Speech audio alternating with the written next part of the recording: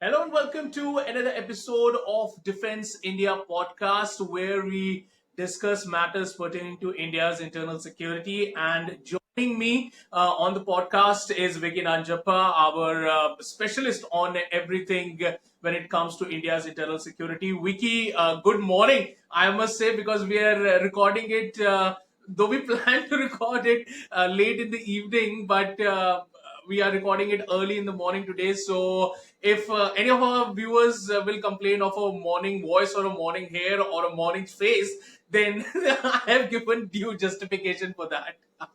That's true. That's true. No, no, no. For me, So, kind of Vicky, the topic that we're discussing today on the show is Manipur. So, for the past more than 2 months, we have been hearing on and off news coming in from Manipur. The violence broke out early in May, and that was after an order that the High Court of Manipur gave, saying that the Meitie community, which is another community in Manipur, apart from other tribal communities, should be the part of the scheduled tribe in the state, giving them even more kind of resources like government jobs and all those kind of things. And after that, there was this protest by the tribal association for students. And post that, there was a huge violence for, I think, for 3 or 4 days. There was this violence, but a lot of people might not remember that just 2 days before this ruling came, there was still violence happening in Churachandpur in Manipur by these refugees or the people who were living in the hill areas after there was a action by the Biren Singh government because of the kind of I must say, narcotic activities taking place in the hill area, and that is why there was this lot of action being taken in Churachandpur. And plus, I think this ruling also added fuel to the fire. So first of all, I just want to know from you, that is this a kind of a new thing that is happening in Manipur, or this is something that has happened earlier also, this kind of a communal tribal tension in Manipur, and we are just seeing most of people who are not aware of the Northeast might have not been able to understand what is taking place. yeah. Akash, before getting to that, I'll give you a very quick context. Okay, the Meitie community had tribal status prior to September 21, 1949. Okay, this was before the signing of the merger agreement with the Union of India. However, before Manipur was merged with the Union of India, the Meitie community had lost their status. Following which, this one, what is that? And on April 18, 2022, it was a court which said that the community had submitted a representation to the Union Ministry of Tribal Affairs. Okay, and on May 31, 2022, the Ministry of Tribal Affairs forwarded that representation. Court agreed with the submissions of the Meitie community that the state was violating the right to equality and right to life. Okay, and then they ordered that this the tribal status be considered for the Meitie community, and this has really flared up the violence. One thing. Second thing is that the thing is there have been tensions. There have been tensions all along, but this kind of a flare up is quite rare and quite frightening. If this one.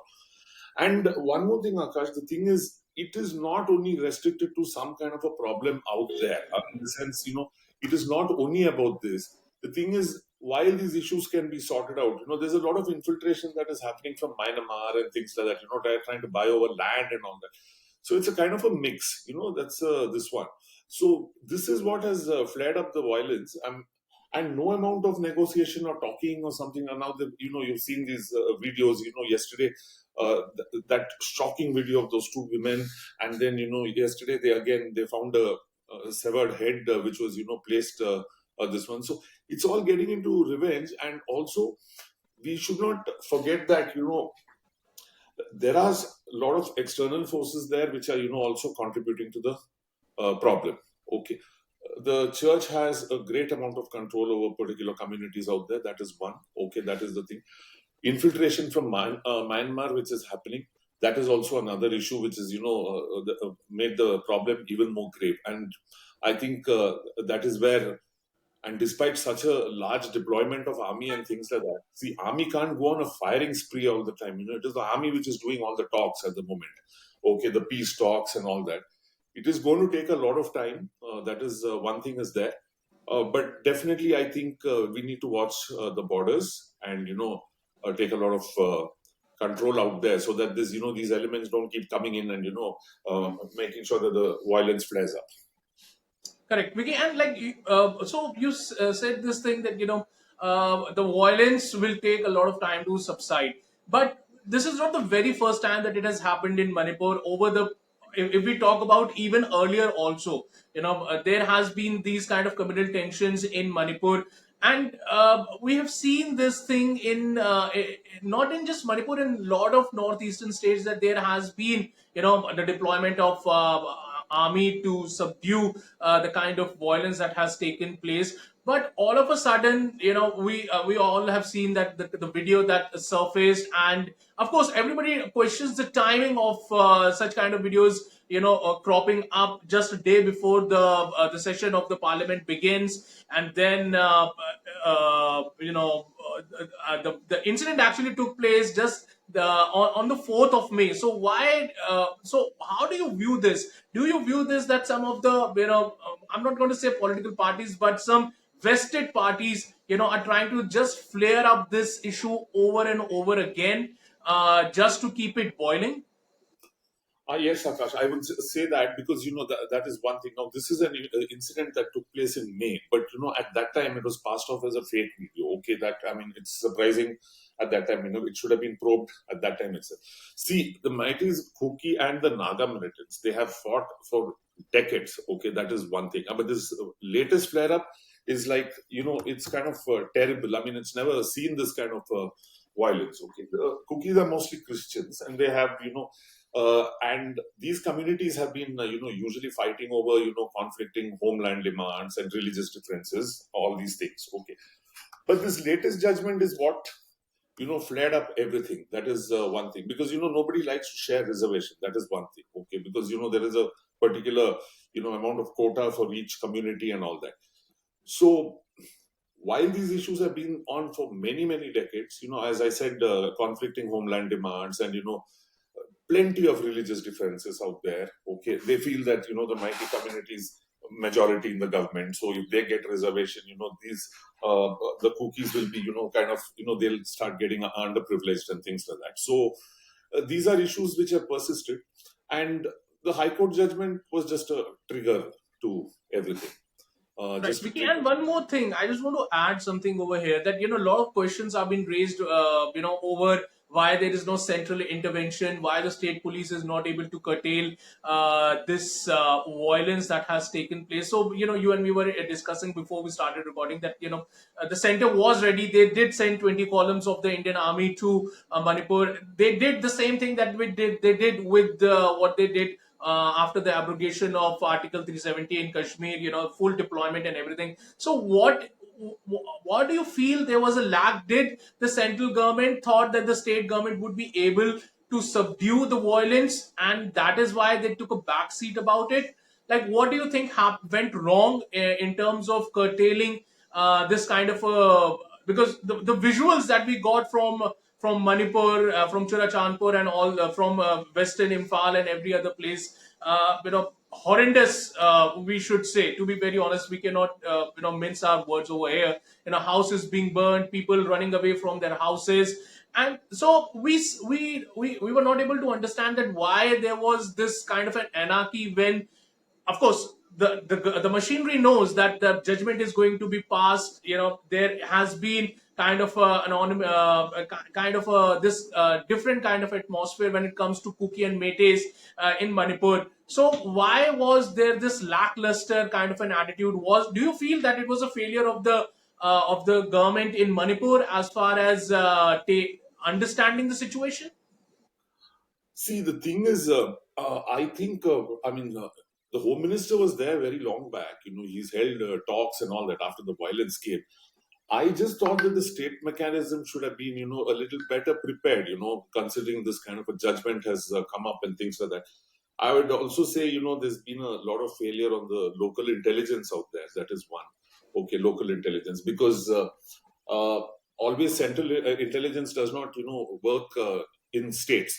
There is a need for local intelligence. Like if I would, quote the example of Jammu Kashmir, even after abrogation of Article 370, they were able to, keep the state very calm, in the Union Territory very calm. That is because uh, the central agencies worked in tandem with the local police, and it is always the local police which has the better intelligence. They have their ears to the ground all the time. Okay, and there too, the coordination between the Indian Army and the state police was, seamless out there. So, there was a lot of intelligence coming in, and that is why you see, those pinpointed this one, what is that, encounters which happened, and so many commanders they were able to eliminate or arrest and things like that.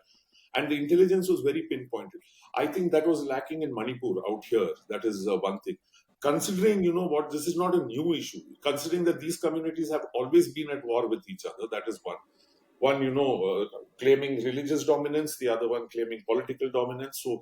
So I think the state police and the local mechanism ought to have done a better job out there, because center was quick. You can send the army, but as when we started, I just said that the army can't go on a firing spree out there. Okay, this is one thing. Or that is one. They are your locals at the end of it. Okay, they are the local population. So in that terms, I think the Indian army has done a fantastic job. That is one, and still continues to do a better job, because army and civilians, no, Akash, they actually don't. It doesn't work very well. That is one thing. That is why they always keep the army away from the civilians, because they can't start having that approach that you're your own. So on the battlefield it will be something else. So it is, that is what it is. Yeah. Correct, right, Vicky? And so if we talk about what has happened, but there are a lot of speculations also that it might also spill into neighboring states like Nagaland, because there are a lot of Naga Kukis also that are in Manipur. So do you think that it might spill into Nagaland and then it might become more of a multi-state conflict? No, at this stage, I wouldn't say that it may spill over. The fear is definitely there, but there are certain external elements, who are always, waiting to, make sure that it spills over into the other states, so that because one thing is there, Akash. The thing is, this particular central government, I mean, had done a fantastic job with the Northeast. Okay, that is one thing in terms of connectivity and things like that. So, considering our enemies around, and people coming in from Myanmar, as we mentioned earlier in the conversation, there will be attempts to make that ensure that this spills over into other states. Then goes to Nagaland and Assam and all those places. So make the Northeast very chaotic. There is a lot of things, and who are bordering countries out there at the end of it, who would love to, thrive on such violence. Internal strife is actually the best way to beat down your competitor, actually. Right. And like one more last thing, Vicky. So like it has been India's internal matter out and out, in the Northeast. But now the European Union is going to have a discussion about this conflict. And of course, we understand that why it is going to take place, a vested interest of, some different parties who want to keep this thing boiling. So how do you view this, that this internal matter of India, which is a very, I'm not saying it's very internal, but it's a very internal matter for India. But why is it being discussed in the European Union? I don't understand. European Union has nothing to do with Manipur. Yeah, that is true. I mean, the thing is, I mean, that is nothing new, and it doesn't surprise me at all that the European Union is going to take this up, because they have done the same thing with Jammu Kashmir also. That is one thing. Okay, so I think we should stop. India as a country should stop, worrying about what the rest of the world is saying, and instead focus on the real problem there and put an end to it. That is one thing. European Union, many other countries say a lot of things. Okay, that is one thing. I mean, they themselves are in a mess of a different proportion at the moment. So, this is, I don't know, this some kind of a thing. I don't think we should bother so much about it. Our entire focus should be on just this one. And one thing, Akash, before we conclude, I'll say the thing is, what, just have a request for all viewers and things like that. Like, earlier we were talking about that Indian Army and Manipur police having an altercation out there. Okay, that actually turned out to be a fake video. Okay, that is one. It turned out to be a fake video. Many such fake videos will come, and that will this one. So it is always better to verify before somebody posts on Twitter. That is, or any other social media platform. Exactly, very true. Always verify whatever you share. Well, on that note, thank you very much, Vicky, for joining me on Defense India podcast, and thank you all of our viewers for joining in. And if you have any kind of suggestions and any kind of topics pertaining to India's internal matters that you want me and Vicky to discuss on the podcast, feel free to comment in the section below. And well, we'll be catching you in the next episode. And thank you very much, Vicky, once again for joining me on Defense India podcast. Thanks, Akash. Thank you so much.